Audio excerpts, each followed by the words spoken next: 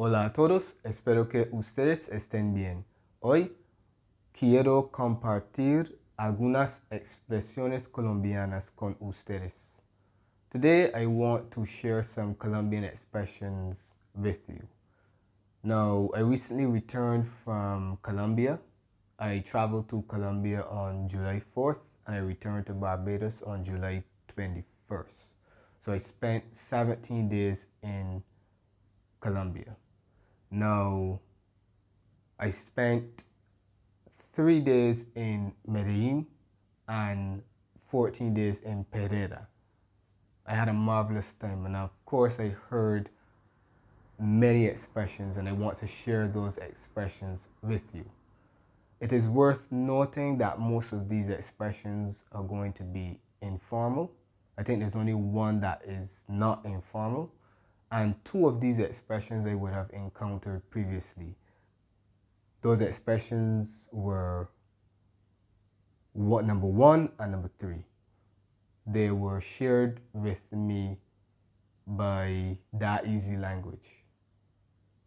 I conducted an interview with him last year in which he shared those two expressions with me. And I'm actually going to leave a link in the description so that you guys can check out that interview if you haven't already done so, okay? Now, yes, let's see what is the first expression, all right? So the first expression that I'm going to share with you is Bacano.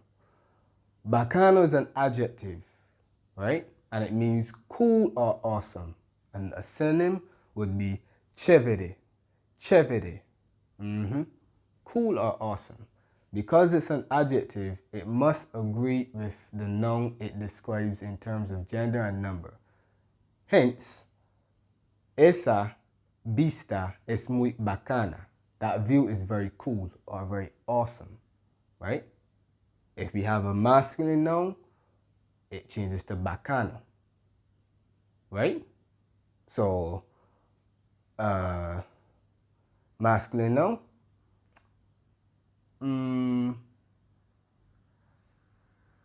let's just use this.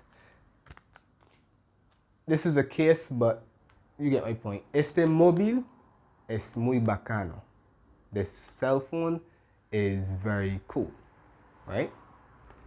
And you know that if it's plural, we make the change to suit, okay? So, esas vistas son muy bacanas.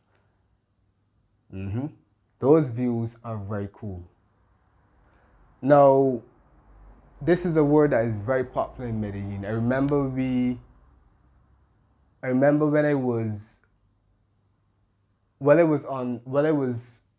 having a tour of El Poblado, which is a place in Medellin.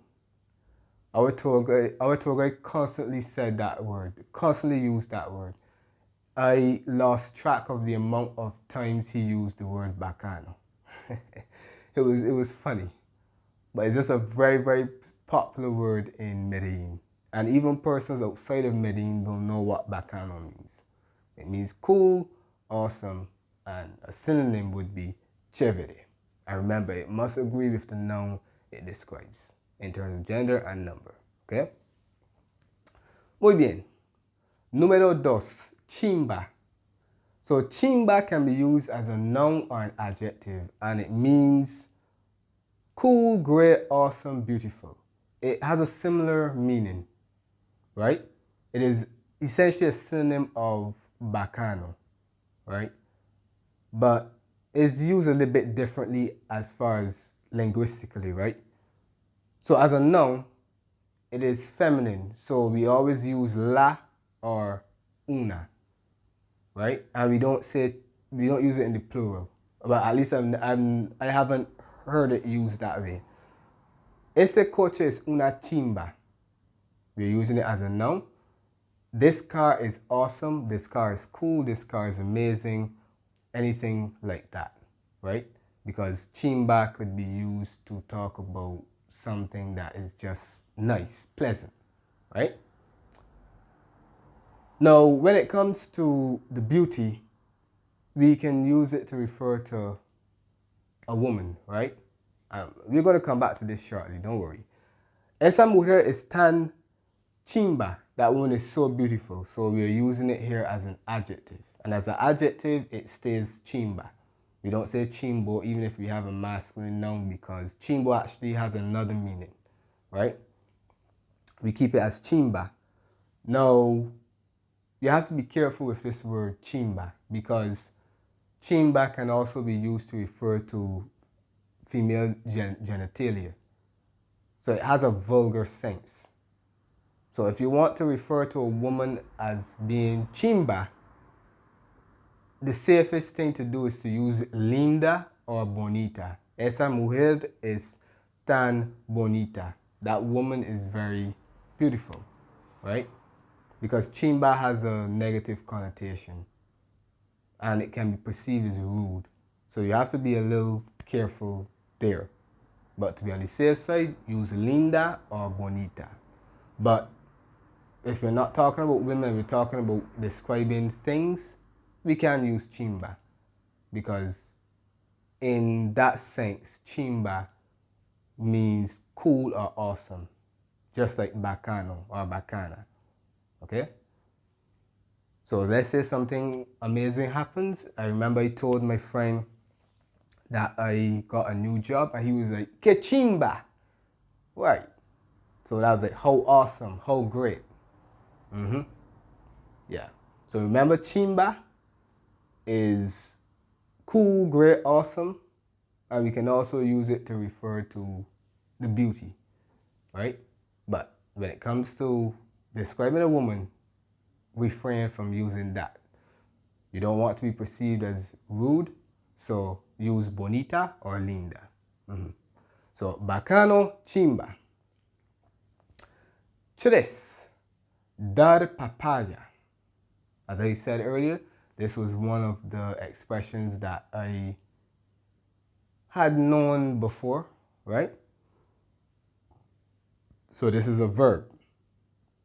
And it translates basically as to ask for trouble or to make oneself a target. This is something that we were constantly told as tourists, right? No den papaya, okay? So let's look at the example. Pablo decidió no llevar su reloj porque no quería dar papaya. Pablo decided not to wear his watch because he did not want to make himself a target. So he did not want to expose himself. Maybe he had a Rolex, maybe he had whatever the case may be, he had a very expensive watch and he did not want to expose it so that he would open himself up to theft. So he made the smart move and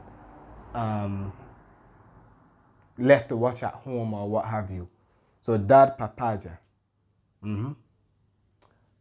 I was speaking with one person in Colombia, a woman, and she told me that when she is traveling in when she's walking throughout the streets and the streets are crowded, she usually places her bag to the front, right? Instead of having it to the back, she places it to the front so that she does not dar papaya, okay?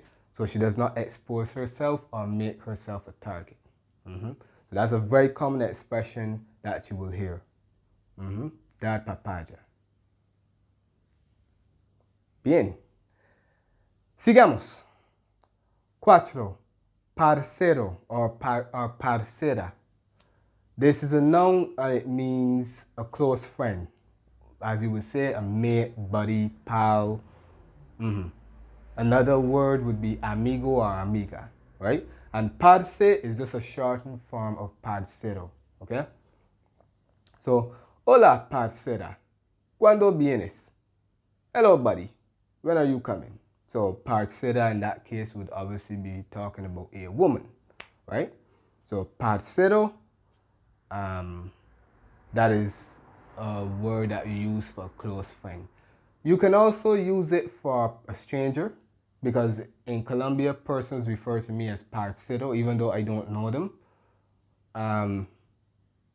It's just a way to create a connection, right?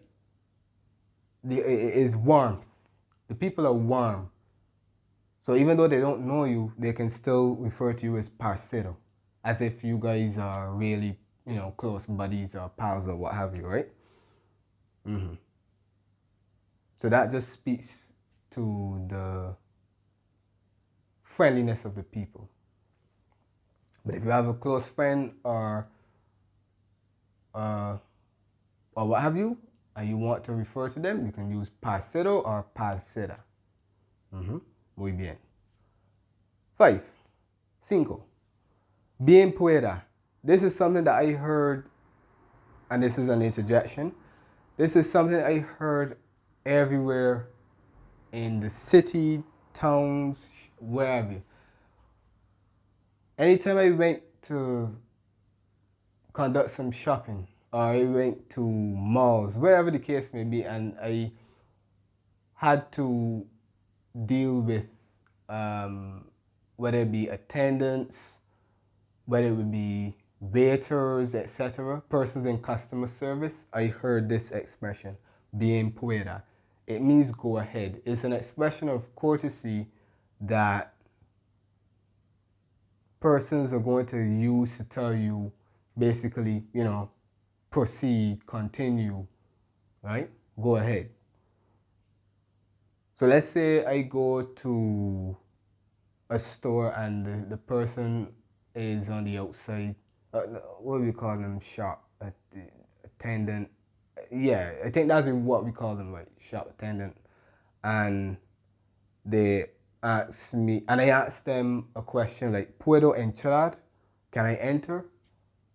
And they're going to respond by saying, bien pueda. Let's say we go to a restaurant and we say we have a reservation in someone's name, and then they search the list and find the reservation and whatnot, the person is going to say, bien pueda, go ahead. So that means that we can proceed and continue to follow the path to our seats. So, bien pueda, you're going to hear that a lot when it comes to customer service, okay? Go ahead. Muy bien. Now, let's change sides. 6. I keep saying it in English, but whatever. ¿Qué más? The staff at the guest house in which I stayed at constantly asks me this, like every morning, ¿Qué más? ¿Qué más means what's up, how's it going? So the equivalent would be ¿Qué tal, cómo estás? Right? Or ¿Cómo está? Buenos días. ¿Qué más? Good morning. What's up? You could say estoy bien, más o menos, depending on how you feel that day. But ¿Qué más literally means what else? So in another context, ¿Qué más would have a different meaning. But we're talking about Colombia. They use it to mean what's up or how's it going. They're not asking you what else. In another context, it could have that meaning, right? But as a greeting, it just means what's up, how's it going. Muy bien. ¿Qué más? 7. Now, this is vulgar, of course. We have Hijueputa or Jueputa. This can be used as a noun or an interjection. And both of them translate as son of a, yeah. Because we can use son of a to refer to a person, or we can just use it as an expression to express surprise or anger. Okay? So as a noun, if we're using it to refer to someone, we would use the article to mark gender, okay? So él es un hijueputa. He is a son of a, yeah. And of course, you're probably accustomed to this expression, hijo de puta, right? So they've taken it and they have created one word. And instead of having 3 words, they have 1, right? So this is an insult. This is when you're insulting someone. Now, if you're using it as an expression to express anger, then this is an example. So, se me cayó el móvil. My cell phone dropped. Ah, Jueputa. Right. Just had to fix that. My cell phone dropped. Ah, Jueputa. So yeah, or I could say Hijueputa.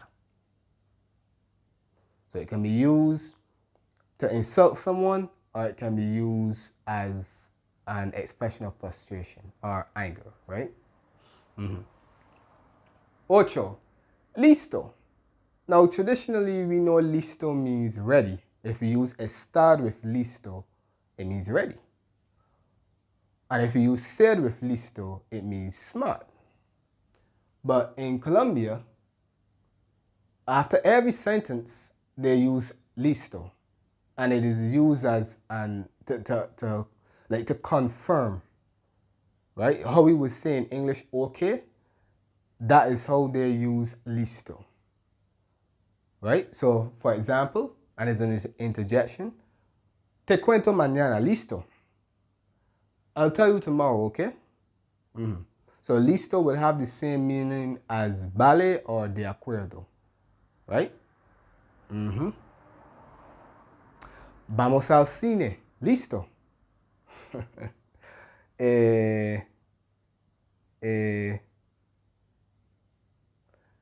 Chelsea ganó el Chelsea ganó el partido, listo.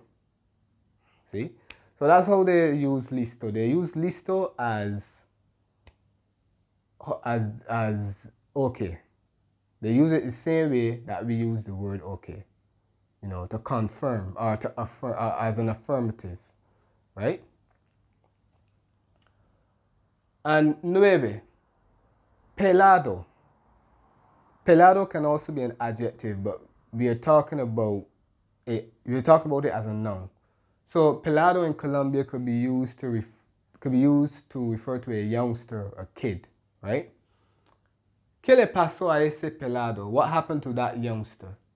It is also worth noting that pelado can mean broke. So if I say estoy pelado, that means I have no money, I'm broke. It can also mean bald, right? That is the meaning that I was familiar with, that is bald. Calvo, okay, which means you have no hair. So how I learned about this was that, unfortunately, a youngster died while I was in Colombia. He was riding his motorcycle and he crashed, okay? So I remember I was in the taxi and I was listening to a conversation between the taxi and a friend of ours, right? And they said that, and he basically said, I was listening and he asked the taxi, our friend asked the taxi guy, like, ¿Qué pensaste de ese pelado? And I knew that they were talking about the accident. So I knew that they were using he was using pelado to refer to the youngster. But at the time, I was like, pelado? I knew pelado meant bald, right? So that was the first time I had heard that word being used like that.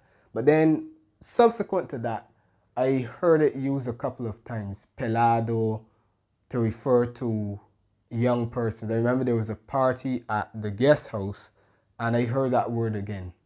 So that's when I realized that they really use pelado to refer to a young person, right? And pelada if it's a woman, of course. All right. Ok. Estas son 9 expresiones que aprendí en Colombia. Espero que ustedes hayan disfrutado de este video. Muchas gracias por ver y hasta la próxima.